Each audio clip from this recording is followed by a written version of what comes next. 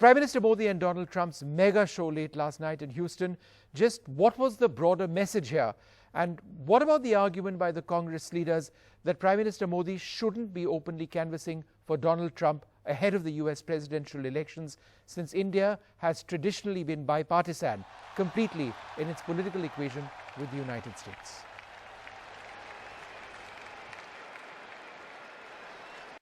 The morning after the Houston Trump-Modi tango made headlines in the American papers, a rare moment that saw an American president sharing a stage with the Indian Prime Minister, who gave Trump a ringing endorsement ahead of the next year's US elections.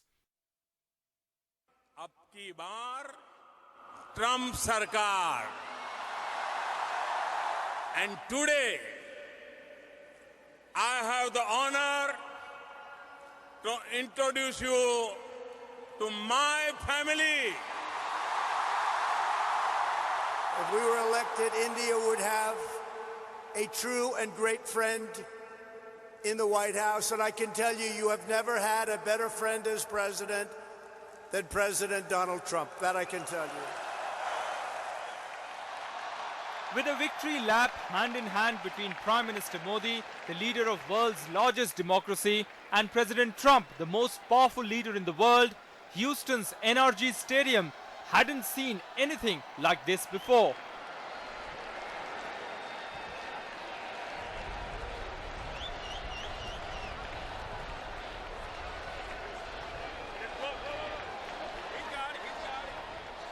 Bemused US senators lined up and watched as Prime Minister Modi strode onto stage with Modi Modi chants. No wonder the Twitter-happy president tweeted highlights today. He said India's investing in jobs and out here is creating jobs here. It's buying from us. We are also investing in India. This is positive win-win language. He hasn't used this language with too many economic partners. Analysts say that it's a win-win for both sides. For Trump, Texas is a crucial state that went to the Democrats last time, and Indian Americans have traditionally voted for the Democrats. While for Mr. Modi, Trump's support comes at a time when Pakistan has been on the warpath over Kashmir and sends out an important message before President Trump's meeting with Imran Khan. At home, however, the opposition's Congress raised questions on the open endorsement for a Republican presidential candidate, saying this went against established foreign policy. I came here from California to be a part of this show of unity. Okay. And I am still, my mind is spinning. The President of the United States was listening, as were members of Congress, the governor from Kentucky, and many other people. Okay. It's a perfect audience for this. This is quite a spectacle, and we can hope that Prime Minister Narendra Modi will continue to use his oratory charm to make sure that the world agrees with India, or at least finds it hard to disagree. With Amitoj Singh in Houston, Rohit Wellington for NDTV. Well, it was quite the mega show. It went on till, midnight or so. And we covered every moment of it. Unbelievable. More than 50,000 people over there. And the bond between these two world leaders, fairly incredible. But it's all very well to say personal chemistry. It's all very well to say that they're friends. But there is always a larger objective at this level. And that's what we're trying to trying to understand. What were the two leaders communicating to each other and to their respective audiences? Joining us now, Michael Kugelman, the Deputy Director and Senior Associate for the South Asia Program at the Wilson Center. Shilkant Sharma, former Indian Ambassador. Deshratan Nigam with us. Leela Ponnappa, former Deputy National Security Advisor. Anand Ahuja, a Trump supporter, joining us from New York, co-founder of the Indian Americans for Trump. And Seema Sirohi joins us from New York as well in a little while from now. Michael, let me come to you first. What was the big benefit for Trump to begin with, to be seen with Modi? Because it wasn't just about him being a friend of Narendra Modi. What was he trying to achieve politically? Well, I think that for Trump, the entire motivation for participating in this event was purely political. And I think he felt that he could make an appeal to a key community that represents a key voting constituency in the United States, particularly the Indian American community, which has tended to vote along Democratic lines over the years. But there is some indications that the Republican Party has tried to make a lot of outreach to get votes from Indian Americans. And I think Trump felt he had a perfect opportunity to speak before at least 50,000 of them, and especially in a battleground state like Texas. So this is not to understate the importance of Trump wanting to be there with Modi, with the key partner. But I think that he really wanted to seize a political opportunity that he wouldn't get every day. So I think it's important to accentuate the U.S. domestic political context here when trying to figure out exactly why Trump would be willing to spend so much time at this event for someone else. Anand Ahuja, the Prime Minister canvassing for the U.S. President, Ab ki baar, Trump Sarkar, those references which have done so well over here in India in a completely different context, that's fairly unprecedented. Tell us, did you really expect that? Did you expect Prime Minister Modi to be campaigning almost in a sense for the US President? Vishnu, as far as campaigning of a head of a foreign country, or in fact interfering or in the election of a particular country, I don't think that's ethical or that's even legal. But the message was very clear, and as all of us, we know that majority of Indians living in the United States, they normally vote for Democratic candidates. And I think this was an opportunity for Indians also to understand who is true friend of India, whether Republicans are true friend of India or Democrats are true friends of India. I give you an example. Surprisingly, none of the presidential candidates from the Democratic Party was present at yesterday's meeting. New Jersey and New York, these are the states which are thickly populated by the Indian community. And fortunately or unfortunately, none of these senators from these two states was present there. Right. And these senators are Democrat senators. So it was an eye-opener, I believe, for the Indians living in the United States to understand whether these Democratic Party candidates, they are just seeking their votes or they are truly friend of India. In fact, Bernie Sanders, in one of the rallies, he actually spoke against India's removal of Article 370, yes, which I personally believe was or should be offensive to Indians living in United States. Well, that depends really on your perspective. But Ambassador Ponnappa, was there enough of a connect between the US President and Prime Minister Modi when it came to the issue of security? Yes, they spoke about joint exercises, but when President Trump spoke about border security, he was speaking about illegal immigrants from Mexico.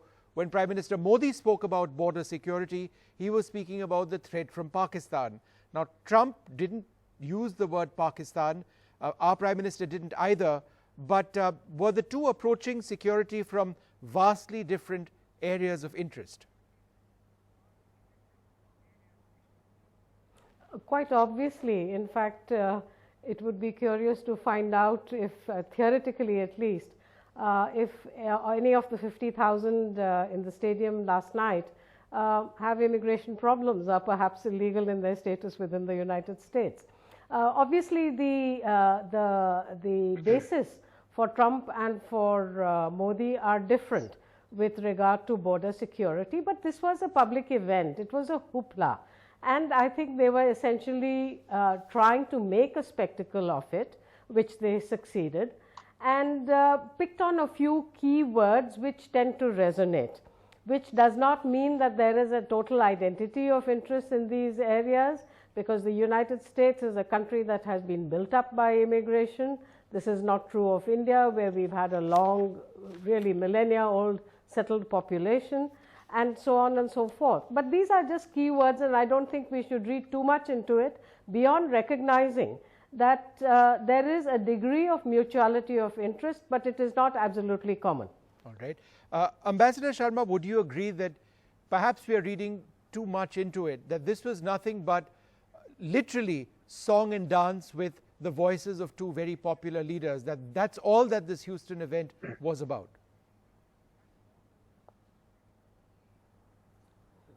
Well, you know, I think we have a certain tendency to hair split. You know, it was an event which was unprecedented because of both countries. For the first time, the President of US and the Prime Minister of India appeared together in a rally, which was attended by 50,000 Indian diaspora. Now, the fact that they decided to do so implied that they were willing to go for a mutual exuberance and, you know, for affirmation of the strong bond between the two countries. Because when you appear in a public rally like this, there is nothing left-handed possible there, because you say slightest thing, then it will be extolled. So they went there with that, you know, with that understanding, and the expectation was exceeded, because both said things which reassured the other, you know, each other. Now, so this is the kind of a bond which goes very well with the Indian diaspora, because for them it raises their profile, it raises their confidence in India. So this is the new form of diplomacy which has been now happening. It started with the Pravasi Bharati thing in 2002-03, but today it has come to a certain crescendo. I mean, that event of yesterday was a crescendo, because both sides spoke in superlative terms about each other. And you might say that these are words and they don't mean much, but you know, one has been witness to attempts in the past 3-4 decades. Whenever the UN Assembly takes place, the Indian Prime Minister visits there, and there is an attempt to how to maximize, how to optimize the impact of that visit. So the present visit of Prime Minister Modi has also been planned with that aim in mind, to optimize the impact. So this is the, you know, there are many pronged directions. So yesterday's meeting was optimizing the impact through diaspora, through the media, for a certain you know, optics. Okay. Then today there is a UN Security, UN General Assembly, and other things. So okay, you know, you should see it in the contexts are different in every place. And I find that running off with one particular thing, it doesn't do justice, because we are for India, and is it good for India? Yes, it optimizes India-US relationship in a different format, and a different message goes. Right. And of course, there is substantive discussions on the oil front. Okay, Ambassador, again, 1 second. I just want to go across to our own business interests. Right. I want to go across to Seema Sirohi, who joins us at this stage as well. Seema, how has Howdy Modi been reported in the United States today? See, the most important thing to note is that it was on the front pages. There was a photograph in many newspapers, including the Wall Street Journal, I think also the New York Times. So it was reported as a major news story, including in Houston. So it was a very major event. It showcased India and US coming together in quite an unprecedented way. Never before has that happened. And Prime Minister Modi practically endorsed President Trump for 2020. That to me was quite remarkable. Okay. And Deshrata Nigam, would you agree that the real battle, as it were, between India and Pakistan is now going to be played out in the sense that Imran Khan is supposed to meet President Trump? What he says over there will be pivotal. We shouldn't get ahead of ourselves and assume that Trump is going to say something against you know, Imran Khan at that stage. And then the speeches of the two leaders. So as far as endorsement about our relative policies, that's still to come. See, the fact remains that yes, Imran Khan can say anything to the President of USA, but the fact remains this is beyond government to government, what has happened yesterday. This is about importance of diaspora, which in your own program I called it diaspora diplomacy. Yeah. Diaspora diplomacy has gone to the next level. If diaspora can get in an event like this the President of the US, then you can understand the importance of diaspora out there in terms of stature, in terms of finances, in terms of you name anything. So they have gone to the next level, which is where Pakistan lacks. Right. So we can encash this, and Prime Minister is very clear and knows the importance of diaspora, and therefore he's made the diaspora directly in contact with the Republicans, which erstwhile they were probably Democrats. Yeah. So that's, I think, the major takeaway for the president. For us, it's the diaspora going to the next level. Seema, last word to you. Was this, in a sense, the coming of age of an incredibly successful ethnic group in the United States, where you know, I mean, and these are second, third generation very often Americans of Indian origin. They have their own leader, President Trump, and then the leader who they can relate to, in a sense, based on their origin, Prime Minister Modi. So, you know, all of it coming together, was it you know, a celebration of being Indian in the United States? It was, but I think one should also remember that this event might have complicated politics for Indian Americans because, as you know, most of them lean towards the Democratic Party. And of the 4 Indian American congressmen, only one showed up at the rally. Why? Because the progressive wing of the Democratic Party has been very critical of what Prime Minister Modi has done in Kashmir. There is a kind of divide over there. Earlier, for the Democrats, the Indian Americans, the Pakistani Americans, Bangladeshi Americans used to be kind of one voting bloc, so to say. Now, this plays out in the months to come and the year to come is going to be very significant. So it's complicated the politics here, that's for sure. That's what my takeaway has been, apart from being a very, very successful event. Right. Michael, anything that you'd like to add to that? What does this mean for the Indian diaspora? Is it, in a sense, all about recognition within the United States? Michael, go ahead. No, I wholeheartedly agree with Seema. I mean, as I said earlier, this was a major opportunity for Trump politically because he sensed an opportunity, as there have been efforts within the Republican Party to try to do a lot of outreach to this very large and significant diaspora community to get its votes. And it's true that you do have, you know, progressive wing, and also if you look at some second, third generation immigrants, Indian Americans, you know, they are not necessarily going to be pro-Trump or even pro-Modi for that matter. So it's important not to overgeneralize, particularly with such a large community. But I do think that Trump, from his perspective, he did the right thing here to try to make an appeal to this community that may be willing to give Trump the benefit of the doubt, so to speak, when you've had for such a long time a tendency on a broad base to vote Democrat. Yeah. Ambassador Punappa, last 30 seconds to you. Go ahead. Vishnu, could I come in, please? Yeah. Okay. I think very clearly for Trump, the political interest has been well stated. I think for our Prime Minister, that was a really twofold thing, reaffirming the strength of and the wide spectrum of our relations with the United States, from security to trade to culture and people-to-people contact. For the Indian diaspora, it was a huge vote of confidence in themselves of being able to organize something like this for the Prime Minister of India. It doesn't necessarily follow that they vote Republican in the US or BJP in India.